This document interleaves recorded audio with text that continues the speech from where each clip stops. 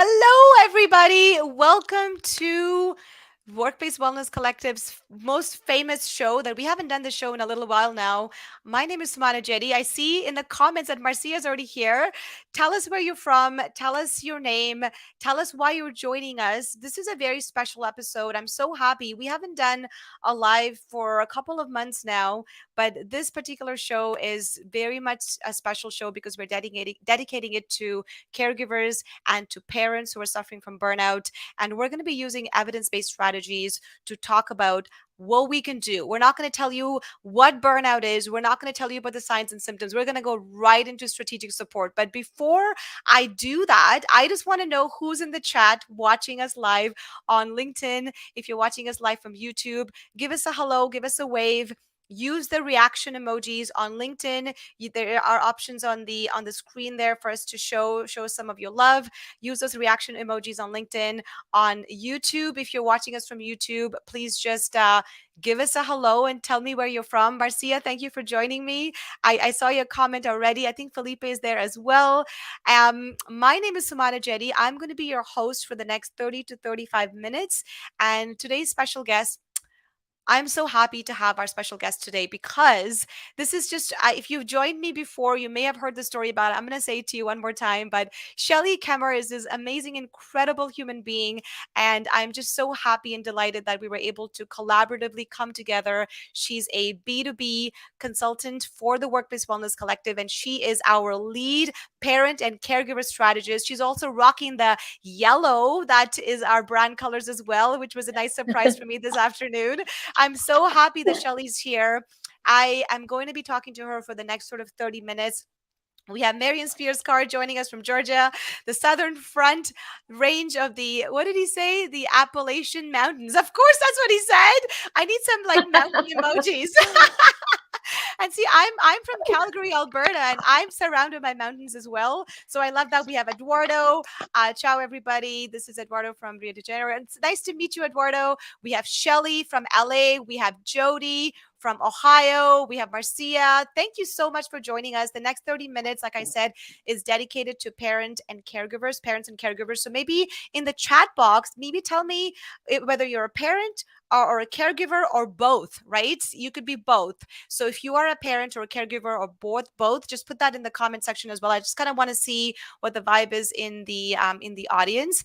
And Shelly, tell me a little bit about yourself. Tell me why you joined the Workplace Wellness Collective. You are our newest B2B business partnership. So I'm so happy that we were able to do this together. And your evidence-based strategies, the experience that you have in healthcare, everything that you've done for parents and caregivers, that's why I was attracted to you when we first met on Instagram. And now we are working together, which is super fantastic.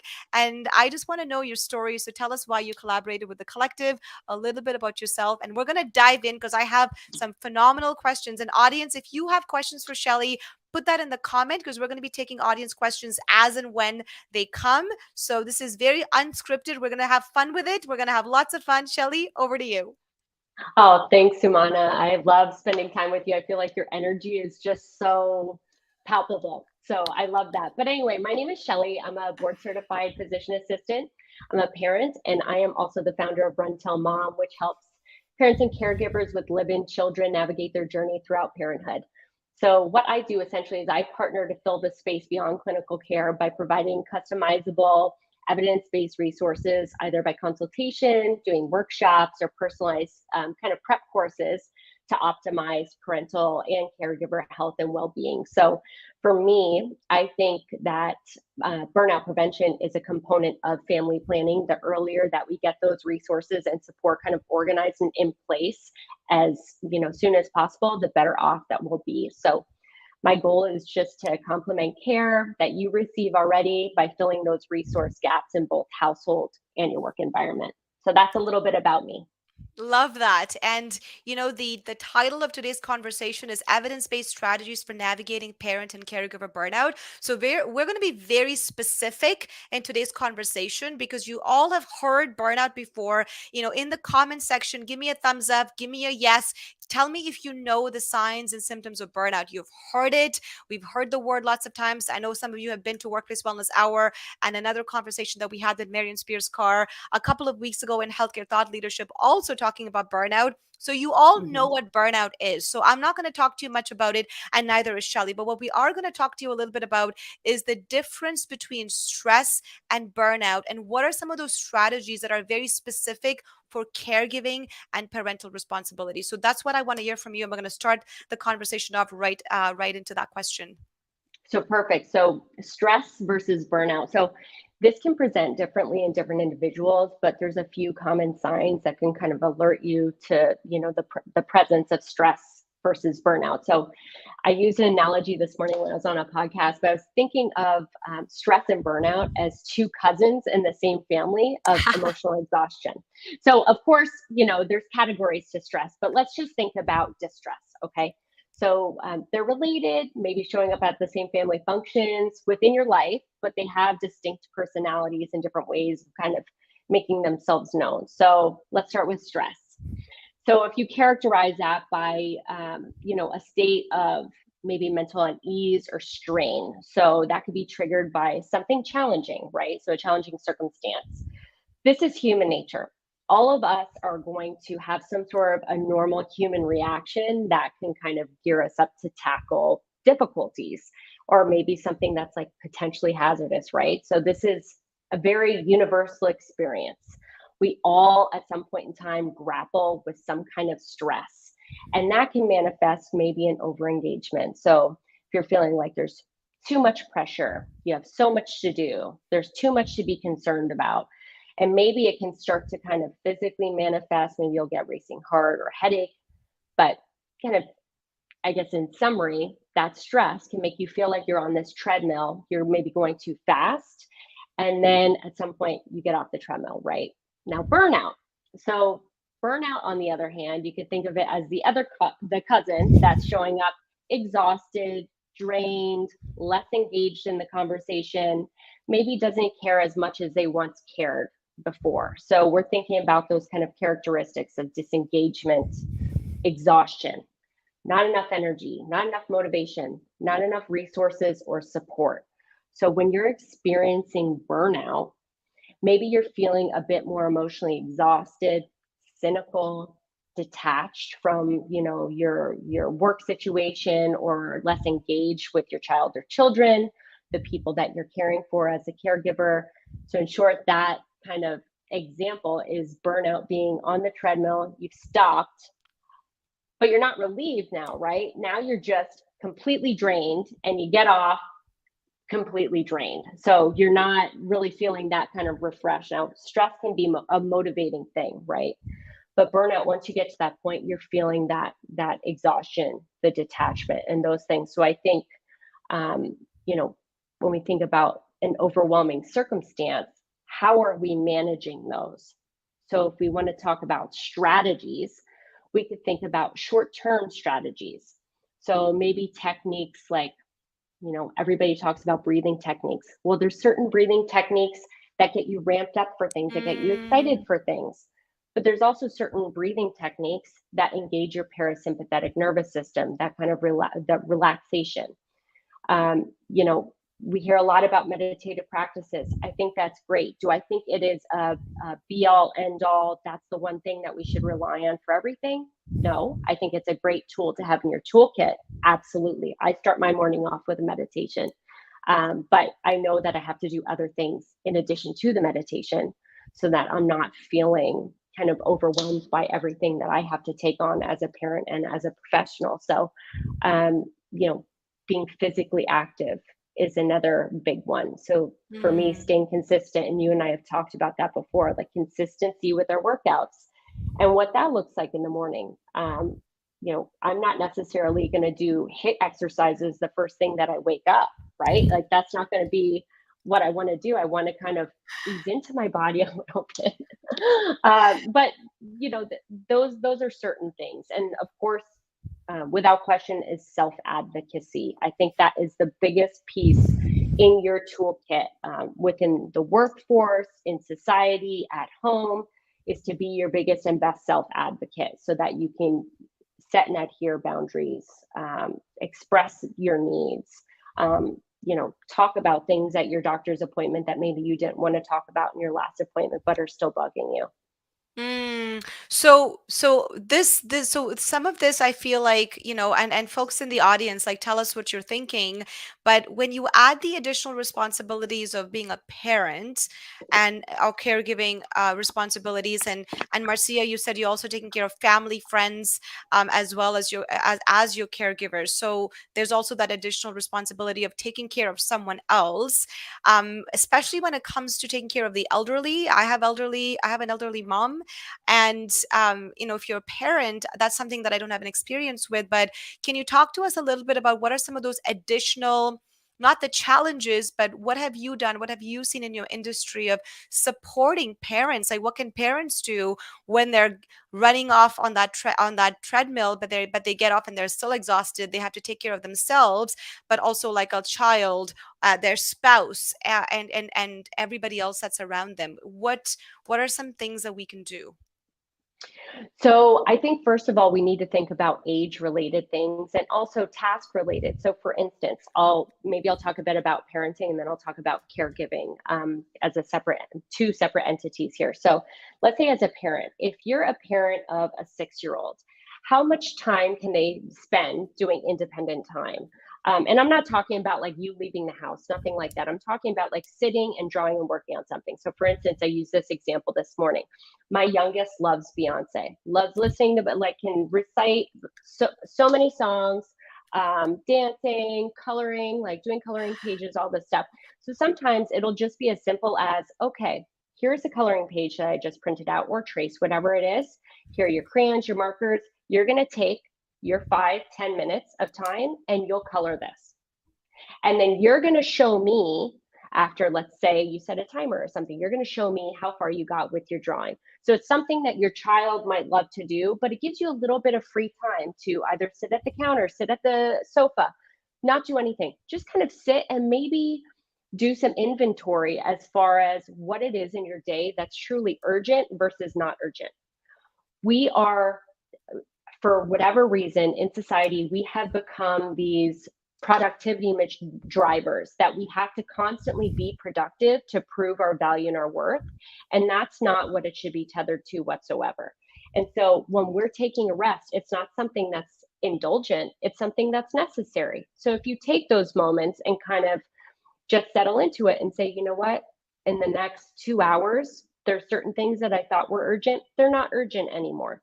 And kind of renegotiating your time and moving things around where it's necessary. Now, I will say for caregiving can be very complex if you're working with, let's say, clients or patients that need assistance with daily life activities, right? And so we have to think about how much can we do within a day if we're doing, dressings, bathing, going to office appointments, things like that. We need to communicate what our boundaries are with either family members that you're working with, staff that you're working with, to say, hey, at X time, I need to make sure I'm taking a break. If you're doing charting, I need to, take a break for this, 5 minutes, 10 minutes. Make sure that you're staying hydrated throughout the day, whether it's a reminder on your phone, Apple Watch, whatever the case may be. But we're Mm. blocking in some micro moments throughout the day that we are able to kind of take those moments to reassess what else we need to do. And I think both roles can be emotionally and physically draining. And we're constantly having to push through it as if these are tasks that we have to check off. But I think there's a lot more that we can kind of negotiate, and that goes back into self advocacy. Yeah, and I love that, and I love that you shared like the three big takeaways that I have written down here, and I'm sure the audience watching can put it in the comment and tell me. But the age-related solutions, I didn't even think about that. Like even for me, I'll give you like it's not a parent-related like example, but I was finding it really difficult, when I was dating to set up dates to go meet these people. You're trying to figure out like where do I have the energy to Hmm. block a place of time to go on a date with someone, right? And then my Right. strategy was, you know what? I'm just going to do it on a very specific day, Sunday morning between 10:30 and 12:30. So in my Yes. brain, I don't have to look at the rest of the week to set up a date. If you have the time to meet me, Hmm. that's the only window that can work for me. In Yep. a way, it was kind of nice because those boundaries were created and my brain wasn't doing excessive work trying to negotiate with someone I don't even know. How can I fit you into my little space? And because we have all Hmm. these additional things we have to do, it's nice Right. to think and block those activities out.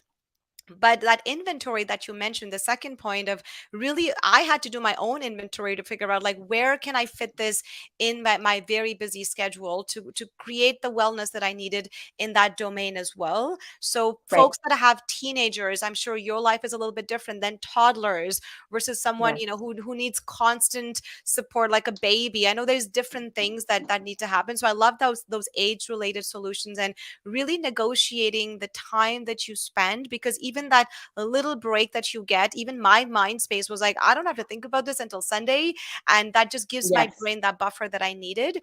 I just want to hop over because I do have a couple of other questions, but I want to hop over to a question from David Spinner and then a comment from Shelly. The question from Mm-hmm. David Spinner was, is it a lot about monitoring the change in behavior, change in engagement? I think he mentioned this during the time when you were talking about stress versus burnout. Hmm. Do you want to speak to that a little bit?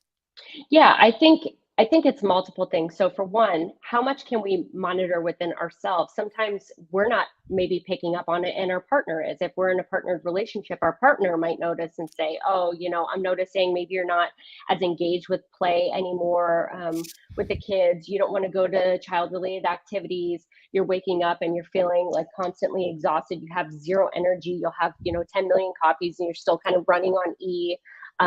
Your parenting self, like that, there's that stark difference between who you were previously versus what you are now.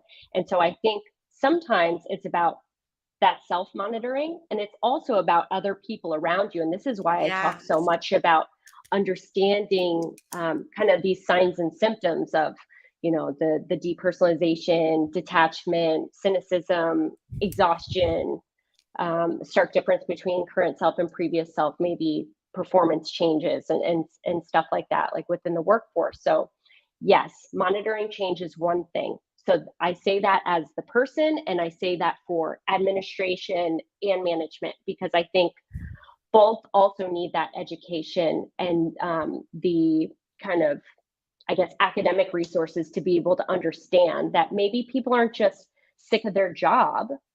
Maybe there's something else to this that needs to be uncovered. Maybe administration or management isn't properly managing the tasks that they're assigning to people, and they're just piling on work, and there's layers to this, right? um, so yes, I think it's for us, as much as we can kind of notice within ourselves, it's for partners, and it's also in the professional world, us, like you and I, Samana, providing these educational resources so people can understand truly what to look for. And there are signs. I mean, so many people are talking about it now, right? This is like such a hot topic, but it's not going away. And there's reasons for that. There's reasons why, workplace wellness programs that are already there need to kind of be broken down a little bit and saying, why aren't people utilizing these? Are they being encouraged to utilize them? Are they being shamed and shunned for utilizing them? So, yes, hopefully that answers your question, David. That's kind of the David, spill let on us that know. one. Let us know if that answered your question. And I do love what you said about going back to the earlier comment about negotiating time, folks who are Hmm. listening, I want you to really like pay attention to this comment because there's so much value in this. That when I was going for therapy after burnout, actually even before burnout, during my like a personal trauma that I went through, I was given this exercise by my therapist to constantly, on a daily basis, on a minute by minute basis, if I could, assess where I was and ask Hmm. myself this question, like on a scale of 1 to 10, like where am I at, right? And I was always in this mindset of like black or white. It's this or that. I have to do Hmm. this to do that. And you don't it doesn't have to be black or white. It can be shades of gray. So if you did, I can show you my little a list. I have a list right here in front of me with probably 12 things on it that I need to get accomplished by the end of Friday. Now, do they all need to be accomplished by the end of Friday? No, there is some negotiating that can happen on this piece of paper. I just need to sit down and figure out like what that negotiating is, Hmm. and Hmm. remembering that this isn't black or white, right? You have to be Right. able to adjust how you're feeling. And if you're at like a 5 today and you want to be at an 8, communicate that with your spouse, communicate that with the friends that you have, communicate that with the parent you're taking care of, and let them know like, listen, my energy level at this moment is at a 5. I need to kind of rev that up a little bit and then I can Hmm. help you, right? So, this Right. assessment of not just negotiating your time, but also your energy is active. Remember, I've said this before of people who have Hmm. attended Workplace Wellness Hour. Shelly has a lot of content on that as well. As wellness is active. So, you need to be monitoring yourself, but also the people that are around you. Stress, I know you can tell me, Shelly, but stress is highly contagious. If one person is very stressed beside you, Hmm. you're going to be like, oh my God, I'm like super stressed right now because this person's Yeah. so stressed beside me. So Contagious. it is super contagious, and so is burnout. I want to get to the comment from Shelly. If you want to pull that up, Matt. Yes. Shelly's comment was this one. If you want to just read that out, Shelly.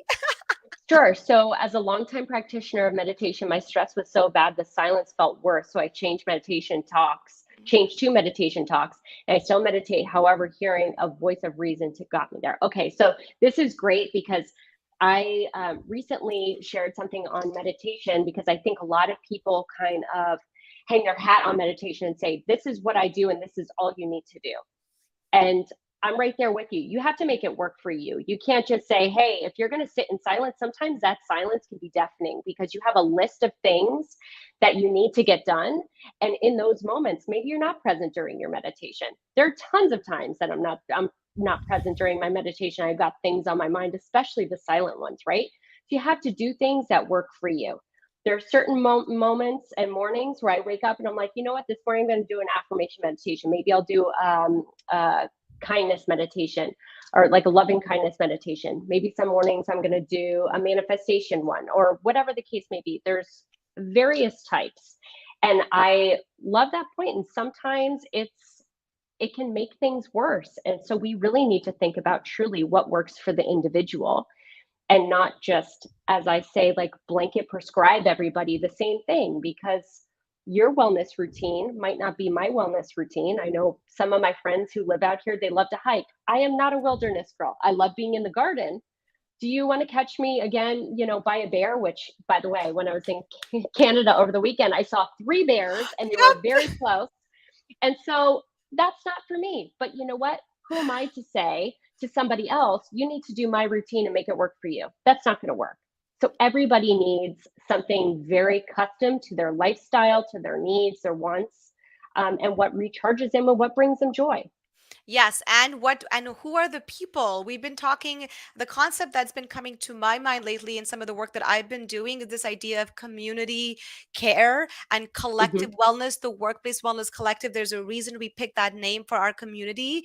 It's also about recognizing who in your community is draining your energy. You know those people, right? If there are people in your inner circle, the top 5 people that you talk to, and there's one person that's draining your energy, and you have no energy resources to give them, eliminate that person, eliminate that task, or eliminate that, even social media, for example, if you're doing LinkedIn, TikTok, Instagram, Facebook, YouTube, maybe you don't need all five of them. What's the one thing that you can Yes. let go of easily, or maybe not easily? Maybe you need to do a little bit of self advocacy that Shelly talked about.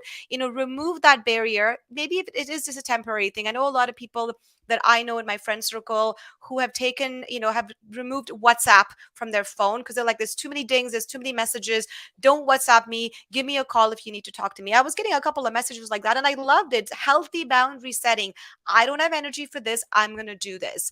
Speaking Hmm. of that, I'm going to skip to the question, the third question that I have, which is about Sure. the feelings of guilt and shame. Now, I experienced that in the workplace as a high performing Hmm. professional when I felt like I'm not performing to my level best. I'm not doing the job that I once loved. I'm not able to do the analysis that was so easy to me. Talk to me about how those feelings of guilt and shame, with respect to parents and caregivers, can come with respect to rest and detachment. I know lots of parents and caregivers feel like if I rest, it's something that I should not be doing. I cannot be resting, I cannot be detaching because I have to take care of someone else. As a mother, as a father, as a a granddaughter or whatever, how do you negotiate that guilt and shame and overcome that? Sure. So the one thing that I want to say is there's no surprise that the United States has one of the highest levels of burnout, and it's not just parental burnout. It's not just occupational burnout. It's not just caregiver burnout. It's all of it, right? And so when we see this in multiple environments, we have to start thinking like, what is the link here? And I think a lot of the times the link is this productivity measure, right?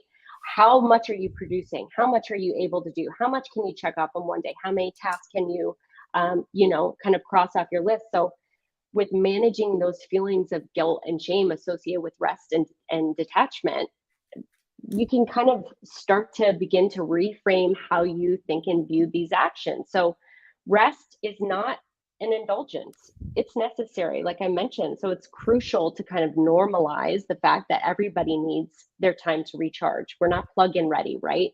And that's for parents and caregivers. So I think both of those roles, as I said before, they can be physically and emotionally draining. And you don't have a manual that's widely prescribed for everyone that tells you exactly how you need to do a job. And that's the other component that can be emotionally draining, where you are learning on the fly.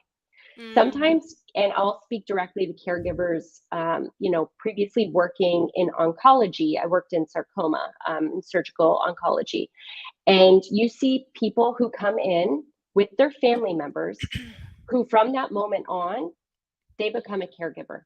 They have now changed from that family member. They're still a family member, right? Or friend, whomever, but now they turn into a caregiver role.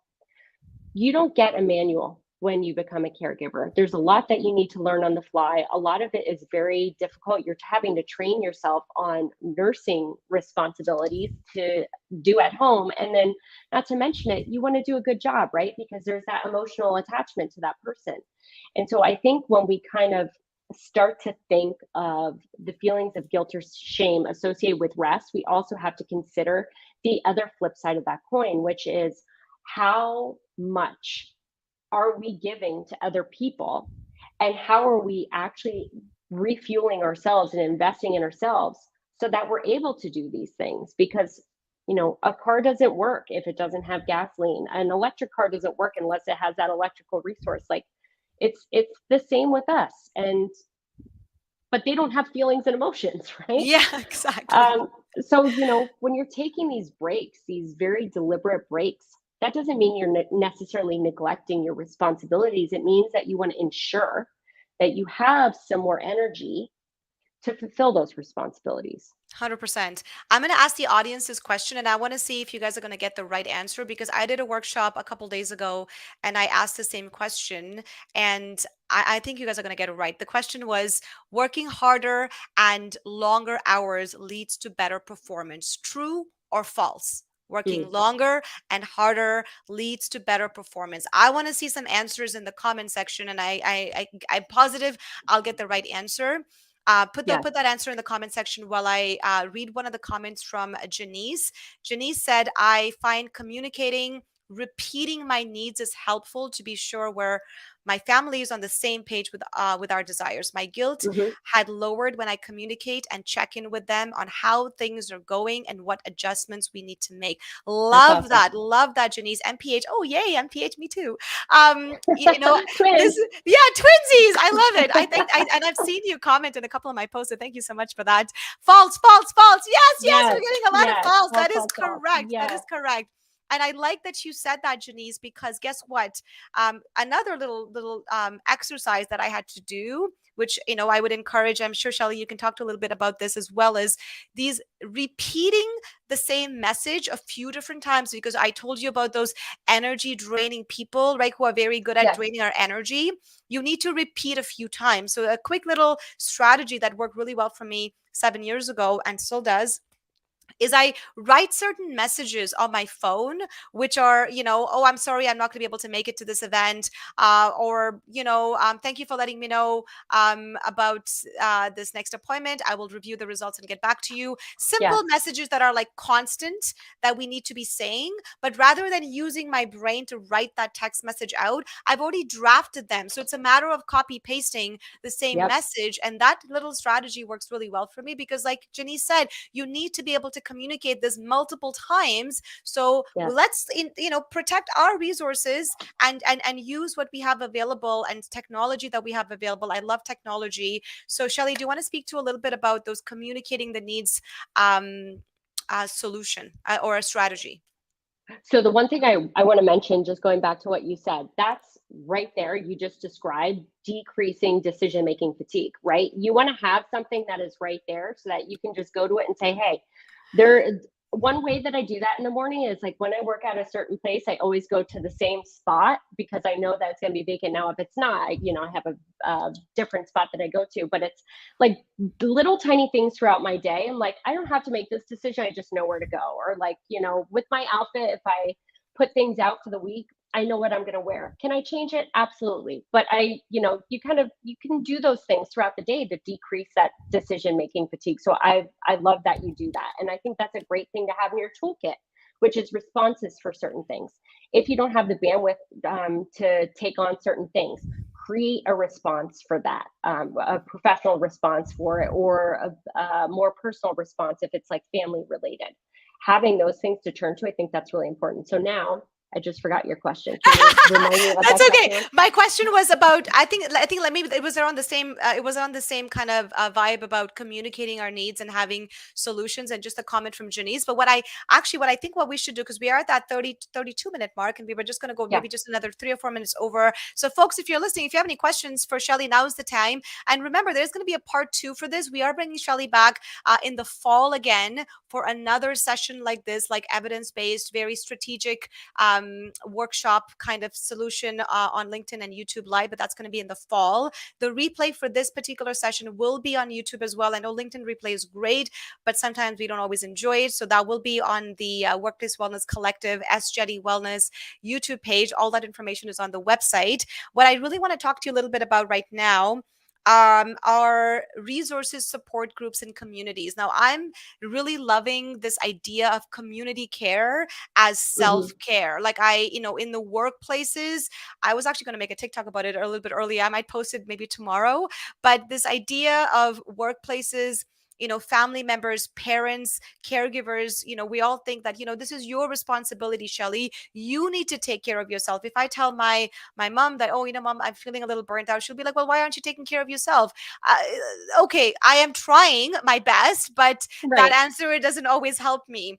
From the workplace perspective, if you are a parent or a caregiver and you're struggling with burnout, what can workplaces do, to give them those supports and that community and those resources that can be available? I'm not seeing a lot. There's a few workplaces that have taken on this modern strategies, but a lot of them have not even a pamphlet available on their intranet. So what can we, speak to the employers who are watching, or what can people like Marcia take back to their VPs and presidents and say, this is what our workplace needs to do for parents and caregivers for their wellness?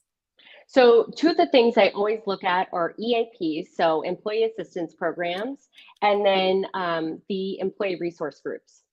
So I will say this, employee resource groups, they work really, really hard and they get drained too.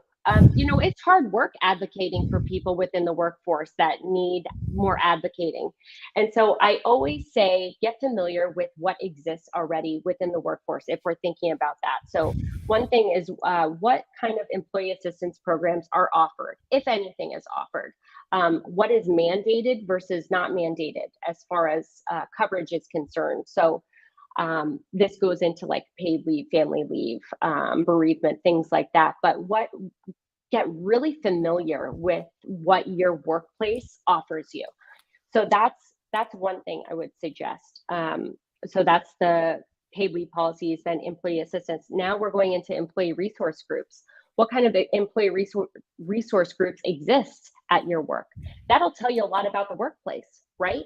Because if you have an employee resource group, that's saying to you, hey, we need to create more resources kind of individually to meet the needs of the people who are working within, this organization, this hospital, etc. So those are two things I say, like within the workplace. I would say for parents and caregivers. So for caregivers, there are a lot of resources online. Caregiver Action Network that has, I believe, peer forums. You can share stories on there. There's toolboxes for caregivers, family caregivers. There's even, I believe, Facebook groups, things like that. There's tons of caregiving platforms on social media. I know some that I mutually follow on there, so it's easy to find those, but it's not necessarily easy when you're in the thick of it, right? So this is what I'm saying with assembling your resources as soon as you can. National Alliance for Caregiving, that's another one that has lots of different resources, studies, policies, etc. Now for parental burnout, it's not new, but now people are starting to talk about it more since 3 years have passed throughout the pandemic and parents are feeling more burnt out. So there are places to go. I always say look for somebody that's certified in something that focuses in that specialty. For me, I have a postgraduate certification in parental burnout. I got it from the Institute of Parental Burnout, which now goes by a different name. That's how they started. That's where all the research was coming from this two of the researchers there. So I wanted to learn from the best.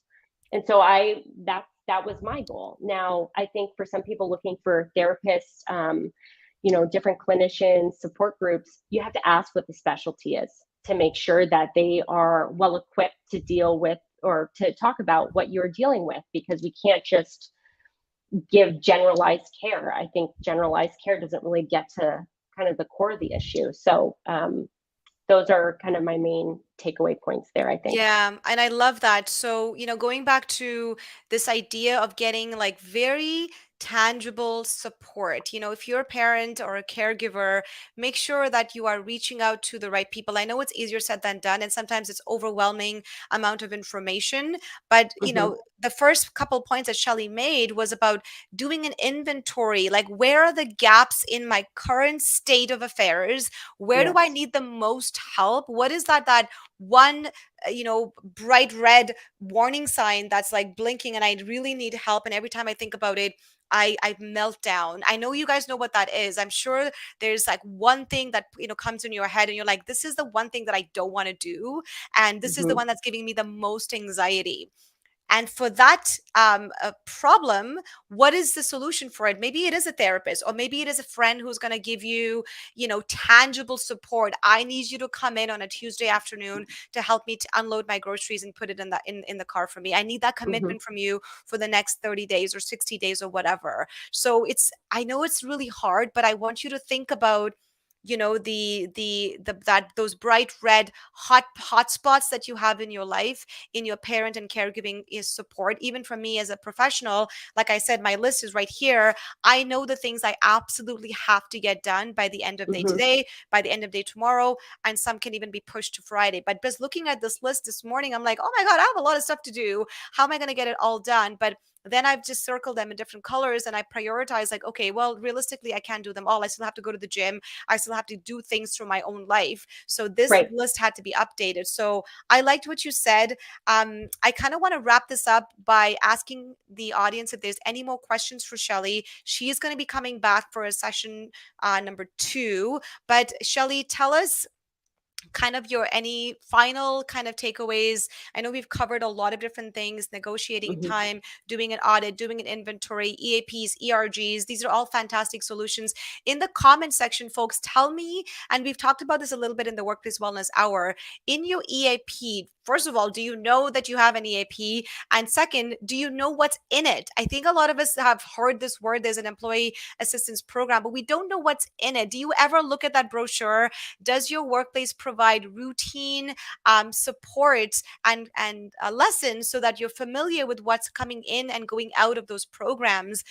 That's a workplace problem as well. I feel like, workplaces need to educate what is available in the EAP. Don't just hand a brochure and say, here's an EAP, Yes. go figure it out. Yeah. Don't Teach do it. people, right? Teach people that. So any final takeaways from you, Shelly? I know you're super busy. You just had a podcast recording, and I want to respect your time before we kind of let you go and bring you back again.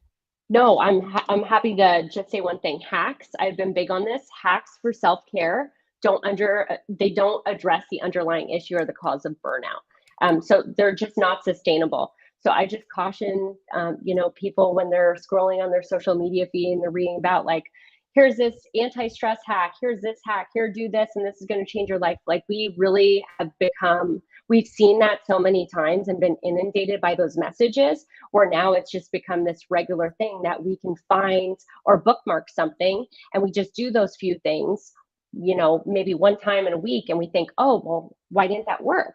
Well, it's because hacks are just not sustainable. With burnout, that becomes kind of chronic and it's slow and smoldering, right? So applying a hack is not going to be enough to kind of change that. And it can have a negative impact, right? Because it can lead to burnout in other areas. Maybe you're managing one thing and really heavily focusing on one thing, but it's not addressing the other things. So I just think if there's anything that I just want to kind of end with, it's self-care hacks are unsustainable. Yes, no to self-care hacks. Shelly posted a really super cool Instagram post. So if anyone's not following Shelly at Runtel Mom, go check it out. Her Instagram post from earlier this morning, or was it yesterday that you tagged me in it? I love reading that Mm-hmm. post. I want you to go check that out. I love Marcia's comment. A lot of employees who do not know about EAP benefits. I do and I Mm-hmm. share.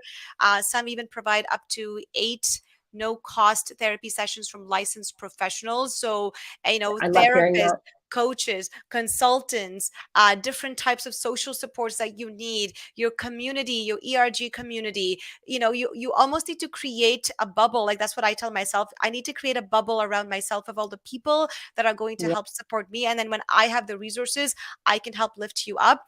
It is about community care. It is about doing more than just, taking care of yourself. Because Mm-hmm. when I was starting to feel better, trust me, the first thing I did was like, I was like, you know what? I need to create a business and start supporting as many people as I can, because now I have the energy and the resources to teach you and train you. And I know you're doing the same thing, which is why I love learning more about all the work that you're doing. Any upcoming events or conferences that you're going to? Do you want to share a little bit about that while we have some Sure. time? So I'll be speaking at University of Washington School of Medicine coming up in the next 3 weeks. And then the week after that, I'll be speaking at Postpartum Support International as a co-panelist. So I'm really excited to do those two things. I'm recording another podcast later on today with Dr. Robin Kozlowitz. She works in post-traumatic parenthood. And so that should be a lot of fun. Did Calm Mom this morning, Calm Mom podcast. And yeah, and whatever work we're going to be doing together, this is kind of why we are, synergistically, I know that's used a lot on LinkedIn, but like synergistically, we've come together. So I think it's great. It's fitting, very fitting. I love it. And Shelly, thank you so much. Can you share Shelly's resources in a post? I can absolutely do that. She did mention a few resources. We'll put that together in a post and we'll put that up on our Workplace Wellness Collective LinkedIn page. So if you're not following that, please give it a follow. Rebecca O'Brien, those band-aid approaches do not work. We need to focus on root causes. That was one of my questions, which we didn't get to. So we'll keep that in for the next session and understand the internal and external factors. Sustainable health and well-being is not a week or a weekend event. event 100%. Yeah. Thank you, Marcia. Thank you, Jared. I love Jared's comment as well. Block it. Longer hours don't equal more productive. I love that. Shelly, thank you for your comments. Who else did we have? We had Janice, David, Eduardo, Jody, Marion. If I missed one of you, please let me know. But hey, if you have any questions for Shelly, you can send her an Instagram DM or a LinkedIn DM. That's her Instagram handle. And we'll be back again in the fall for part two and more collaborations with Shelly coming up. I do want to make this a priority for the Workplace Wellness Collective. Is this specific, parent and caregiver wellness? That's something that we currently, that was a gap that we had in the collective's mission. So bringing Shelly in is something that we were really excited to do. And I can't wait to do more discussions about this because this is a gap. And I've heard a lot of parents say, what about parental burnout? What about caregiving burnout? Yes. We have Yes. so much to do. So that's why we have Shelly. Shelly, thank you so much. Everybody else, thank you so much. I'm glad you hung around for about 45 Thank minutes. you. And Maria, thank you so much. I loved your comments. And everybody else, thank you so much. Shelly, it's always a pleasure. I can't wait to do more of Yeah. these. So no, I love it. I love it. And thank you everyone for your great comments and questions. Just keep them coming. You can email me. Yeah, I mean, you could send me a DM on LinkedIn if you'd like, or send me a DM through Rental Mom on Instagram, or just send me an email message through my website, rentalmom.com. Wonderful. Bye, everybody. We'll see you in the Thanks so much. fall. Bye, Okay. everyone. Bye, everyone. Bye.